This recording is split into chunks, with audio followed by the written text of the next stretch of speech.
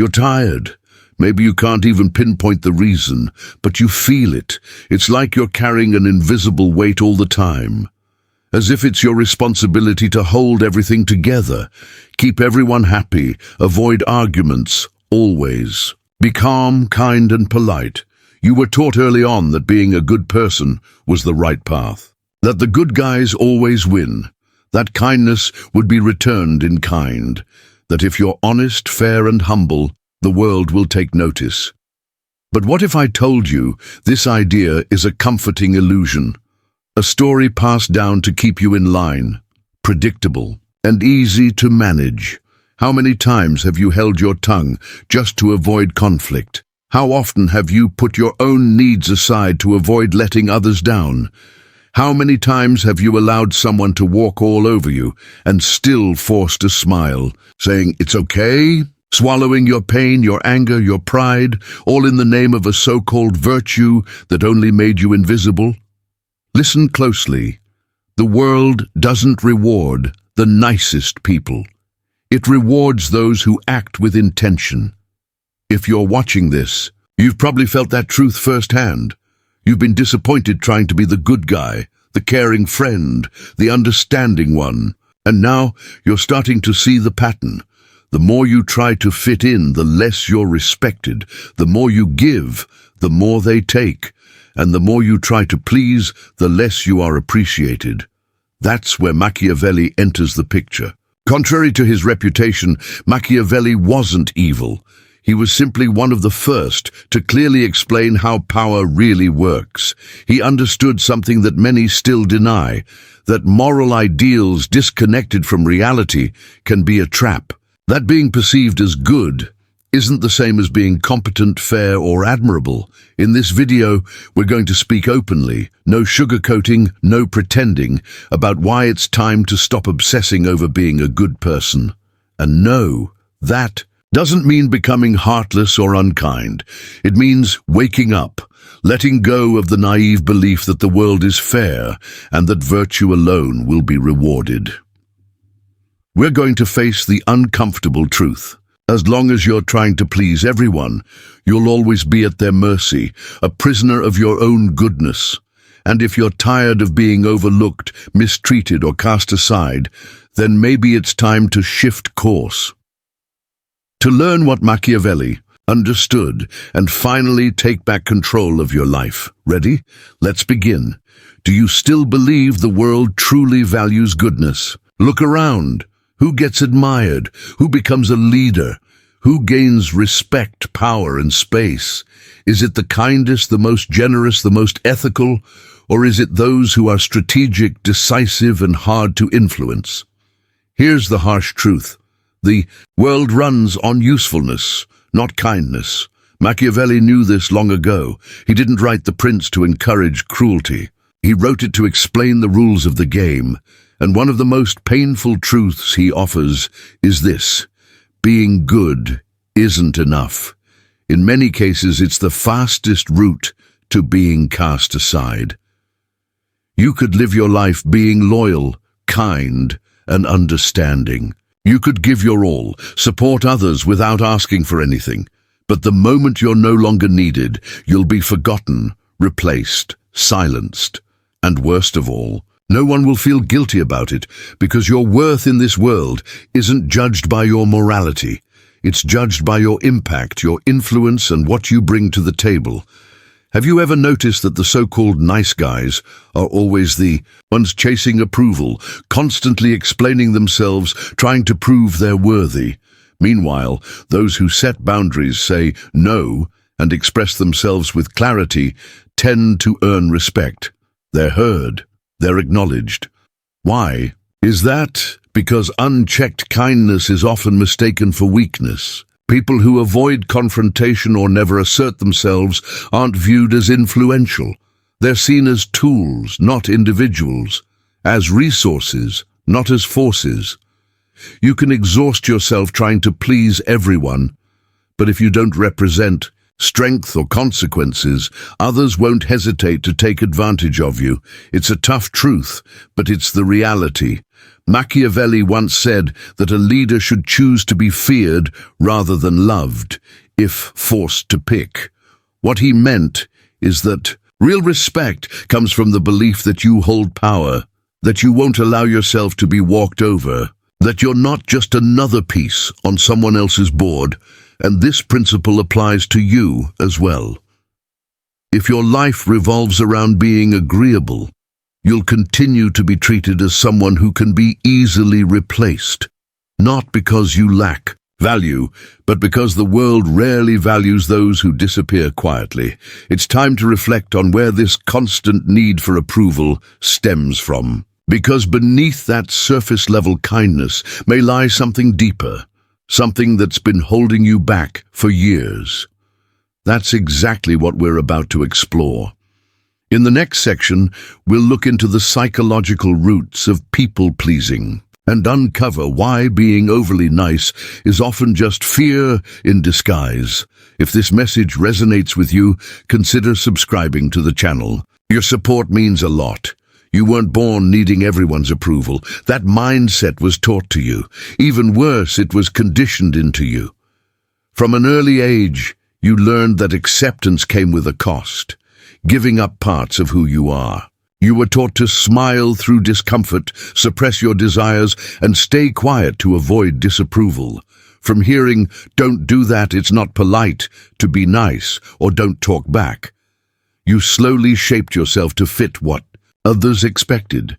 But here's what no one tells you: always trying to please others becomes an emotional trap. It's a mental prison, built from flattering words and disguised punishments, all under the label of good upbringing. You were taught that if you made others happy, you'd be loved, and that if you expressed anger or drew clear lines, if you acted selfishly, you risked being rejected. So like any rational mind seeking survival, you adapted. But this adaptation gradually became submission. Today, you struggle to say no without feeling guilty. You take responsibility for others' well-being, even if it harms you inside. You feel frustrated but keep it hidden. You feel disappointed, yet forgive too quickly. You drain your energy trying to uphold an image others expect, not because it reflects who you truly are, but because it's what you've learned gives you security. But here's a reality check. This isn't kindness, it's fear. Fear of rejection, fear of losing love, fear of being seen as bad, fear of showing your true self with your desires, your anger, your boundaries, your voice. This fear has transformed you into someone who undermines themselves, hiding behind socially accepted yet emotionally damaging behaviors. The most tragic part, you don't even realize it. You call it empathy, but it's really fear of confrontation. You call it understanding, but it's fear of abandonment. You call it kindness, but it's fear of not being enough. Your kindness is, in truth, a mask, an unconscious strategy to avoid the pain of rejection. But this mask comes at a high cost. It suffocates your authenticity, your power, and your dignity. If you don't remove it, it will become part of your identity. One day you might look in the mirror and no longer recognize who you really are. However, there is a way back. To find it, we can learn from someone who understood image, perception, and strategy better than anyone: Machiavelli. In the next part, we'll get straight to the point. What the prince can teach us about breaking free from the need to appear good, and instead earn respect for who we truly are. If you've been trying to live as a good person, hoping others will recognize your morality, ethics, and integrity, it's time to stop. Machiavelli warned over 500 years ago, "This path is beautiful but dangerous. In the real world, it's not the good who win, it's the effective." Effectiveness in life's game demands strategy. It means understanding that people are not driven by your goodness. They act out of interest, fear, and power. Machiavelli writes in The Prince, "Everyone sees what you appear to be, but few feel what you really are." This truth shatters the illusion that being true, pure, and authentic is enough to gain respect. Reality is harsh. People don't see your intentions. They respond to your appearance, your image, your influence. You might be the most just person alive, but if you seem weak, you'll be treated as weak. You might have the kindest heart, but without commanding respect, you'll be overlooked. That's why the prince, and here the prince means you, must not be naive if you want to take control of your life. You must appear virtuous when it's useful and be strategic when it's necessary. Machiavelli says the prince should understand animal nature well. Be a fox to spot traps and a lion to scare wolves. This metaphor is brutally honest. The fox is clever, detects hidden threats, and moves quietly. The lion embodies strength, fear, and presence. Machiavelli doesn't advise choosing one over the other. He urges being both. Be wise enough to see who is manipulating you and strong enough to make others think twice before crossing you. If you want respect, know that Machiavelli's idea of virtue isn't the one moralists preach. It's a combination of courage, intelligence, boldness, and self-control. It means acting with coolness when needed, understanding that sometimes appearing strict is necessary to keep order, not out of cruelty, but out of wisdom. Consider this quote: "A man who tries to be good in every situation is bound to fail among many who are not good." You've likely experienced this. You've aimed to be good no matter what. And what was the result? Abuse, silence, unfair treatment. People don't always play fair. If you keep acting like they do, you will keep losing. This doesn't mean you should give up your values. Instead, it means you shouldn't let your values limit you. It means learning to act with strength and understanding how your kindness might be seen and taken advantage of by others. Machiavelli wasn't cynical. He was realistic. He viewed people clearly without romanticizing them. The prince is a guide to surviving in a world where appearances matter and where weakness disguised as virtue can lead to failure. But now you might be asking, is there a way to find balance? How do I stop being naive without becoming cold or cruel? In the next section, we'll challenge the false belief that you have only two options: be nice or be cruel. There is a middle ground. It starts with having the courage to stop deceiving yourself. Many people fall into a harmful misunderstanding that being good means being submissive. That being a good person means accepting everything silently, forgiving without question, and swallowing your discomfort just to keep peace. This isn't kindness, it's naivety. It's cowardice disguised as virtue. If you don't recognize this, you risk becoming an emotional doormat. True kindness doesn't require you to erase yourself. It requires awareness, clarity, and choice. Being good doesn't mean being a happy fool who is always available, always smiling, always sacrificing for those who wouldn't do the same for you. That's self-abandonment, emotional dependence wrapped in morality. Naivety believes people will treat you as you treat them. It assumes the world is fair and that others will appreciate your honesty. Naivety expects gratitude, reciprocity, and respect. And it ends up frustrated and disappointed because it expects nobility in others that often isn't there. True kindness is different. It's firm. It knows when to say no. It knows when to walk away. It understands that not everyone deserves your best, and giving your best to those who offer nothing in return only drains you. Return is not waste, it's generosity. You can be fair, compassionate, and honest, and still be feared. You can earn respect, command attention, and clearly understand what behavior you accept and what you won't tolerate. Machiavelli, though often seen as harsh today, did not despise virtue. What he rejected was naivety. He understood that in a world full of predators, kindness without strength is just easy prey in the wild. Now, you need to ask yourself, is your kindness protecting you or leaving you vulnerable? Is it making you stronger or tearing you down. If your idea of being good means accepting unfair treatment, settling for less, and blaming yourself for feeling angry, then you're not truly being good. You're being controlled. But there is a solution. There is a middle ground where you can stay true to yourself without bowing to anyone. A place where you act with bravery, clarity, and emotional wisdom. In the next section, we'll explore this path. We'll discuss how to stop being overly nice without becoming harsh, and how to take charge of your life without losing your true self. If you want to reclaim your self-respect, this is where your change starts.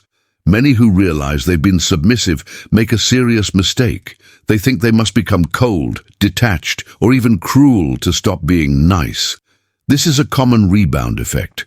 After being taken advantage of for so long, you may believe the only way forward is to become the opposite, tough, uncaring, and calculating. But this is another trap. When you reject who you really are, you aren't building strength. You're just protecting yourself through denial. That isn't freedom. It's trauma disguised as power. True freedom comes when you learn to be whole, when you stop living for others and start living for yourself. It's not about being good or bad. It's about being authentic, looking in the mirror and knowing you can be kind, but never passive again. Compassionate but never permissive, willing to offer help, but no longer desperate to be noticed. So how do you stop being nice without betraying yourself? First, recognize that your voice matters. You've been taught that complaining, setting limits, or disagreeing is selfish, but that's false. True selfishness is expecting you to stay quiet while others drown out your voice. Speaking up, standing firm, and saying, "I will not accept this," is dignity. It's respect for yourself. Second, learn to say no. Saying no is one of the most freeing things you can do. It doesn't need to be loud or angry. A calm, firm, and unwavering no is more powerful than 1,000 words, because it clearly shows that you have boundaries, and people respect those who set limits. Those without boundaries tend to be taken advantage of. Next, pay attention to who reacts negatively to your changes. These people act like a gauge. If you start standing up for yourself and someone calls you strange, selfish, or different, it means your previous compliance benefited them. When you change, you break the unspoken agreement that let them use you, which makes them uncomfortable. But don't be misled. This discomfort signals growth. Also, stop trying to get everyone to understand your transformation. Not everyone will, and that's fine. You don't owe loyalty to the image others have created of you. Your loyalty belongs to your truth, your peace, and your emotional well-being. Replace the need to be accepted with a commitment to being genuine. Acting authentically might upset some people, but it earns the respect of those who truly matter. More importantly, it helps you respect yourself, a respect that no one can take away. Machiavelli didn't write to encourage cruelty. He aimed to show you the dangers of naivety. The biggest mistake is believing that being nice alone will earn you respect. It won't. It takes bravery to stop playing the pleaser and strength to be yourself without seeking permission. But this journey isn't over. Now comes a crucial moment, choosing between continuing to undermine yourself or finally taking control of your life. In the final section, we will deliver a straightforward, necessary message. Your obsession with being good might be costing you everything. It's time to decide. Do you want to be loved or do you want to be free? Let's be brutally honest. How long will you keep pretending to be the nice person? How long will you sacrifice your energy, your voice, and your dignity just to maintain a false image others expect from you? Do you think this is virtue or nobility? No, it's a prison, psychological and emotional confinement decorated with empty praise for being harmless, predictable, and non-threatening. Here's something that few have dared to say before. No, one is going to rescue you from this. No one will thank you for your sacrifices, honor your worth, or tell you it's time to rest. That simply won't happen. As long as you allow yourself to be used, someone will always be ready to take advantage of you. This isn't about cruelty, it's just the way things are. Reality doesn't change based on good intentions. You can keep trying to fit the mold of the good person society expects. Calm, patient, understanding, always there, always agreeing.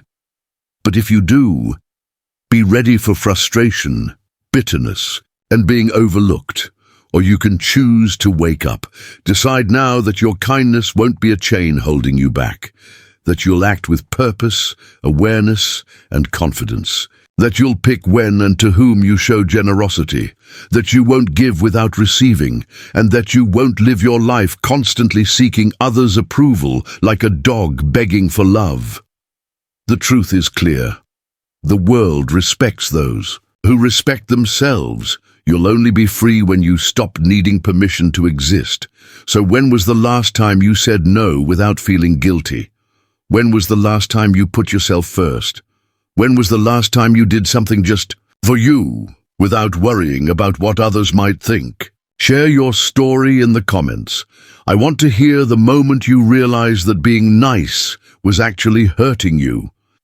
This conversation has to keep going because many are trapped in the same struggle, and you could be the one to inspire someone to wake up. If this video made you question how you live, act, or see yourself, then you should watch the next one. Trust me, it matters. Your journey is just getting started.